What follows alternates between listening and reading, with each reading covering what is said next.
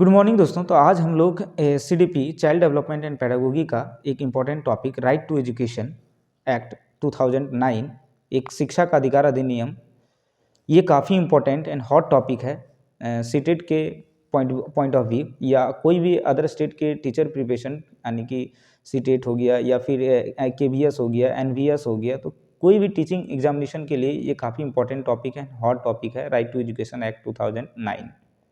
शिक्षा का अधिकार नियम, शिक्षा का अधिकार अधिनियम, RTE ऑफिशियल नाम इसका है, RTE right to education, the right of children to free and compulsory education act 2009 कहता है निःशुल्क और अनिवार्य बाल शिक्षा का अधिकार अधिनियम 2009। इसका पूरा हमारे पास RTE का ऑफिशियल नेम क्या है, तो right of education, the right of children to free and compulsory education act 2009। इस RTE एक्ट को कब फॉर्म किया गया है, बनाया कब गया है, तो 2009 में इसको RTE का एक्ट को फॉर्म निर्माण किया गया है। लागू कब किया गया, इसको इनेक्ट कब किया गया, तो 1 अप्रैल 2009 को इसको लागू किया गया है, एक्सेप्ट जम्मू एंड कश्मीर को छोड़ करके। सिर्फ जम्मू एंड कश्मीर को छोड़ करके 1 अप्रैल 2009 को लागू किया गया है।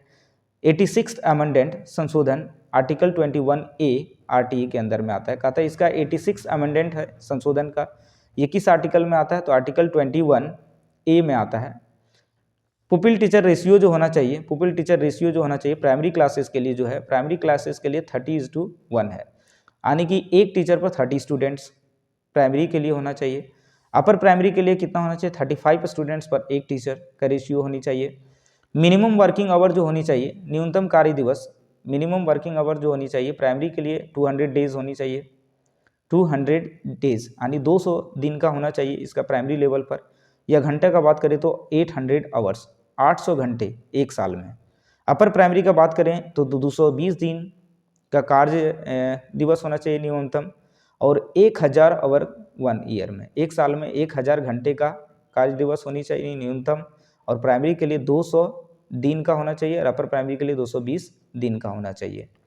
अब टीचर वर्क जो है वो हम लोग देखते हैं। टीचर वर्क क्या कहता है, शिक्षक का कार्य, ठीक है। प्राइमरी में एक सप्ताह में 45 घंटे होने चाहिए, प्राइमरी लेवल पर जो है एक सप्ताह में 1 वीक में कितने आवर्स का होना चाहिए, 45 आवर्स का। अपर प्राइमरी में भी 1 वीक में कितना होना चाहिए, 45 आवर्स का, दोनों में सेम है, ठीक है। टीचर वर्क जो है प्राइमरी के लिए और अपर प्राइमरी के लिए दोनों का एक एक सप्ताह में कितना होना चाहिए, 45 घंटे का। RTE राइट एजुकेशन एक्ट, ये नॉर्मल स्टूडेंट्स के लिए जो होना चाहिए, RTE एक्ट जो है नॉर्मल स्टूडेंट्स के लिए जो होना चाहिए वो 6 से 14 ईयर तक, 6 से 14 साल तक फ्री एंड कंपलसरी एजुकेशन है, ठीक है। फ्री एंड कंपलसरी एजुकेशन 6 से 14 साल तक।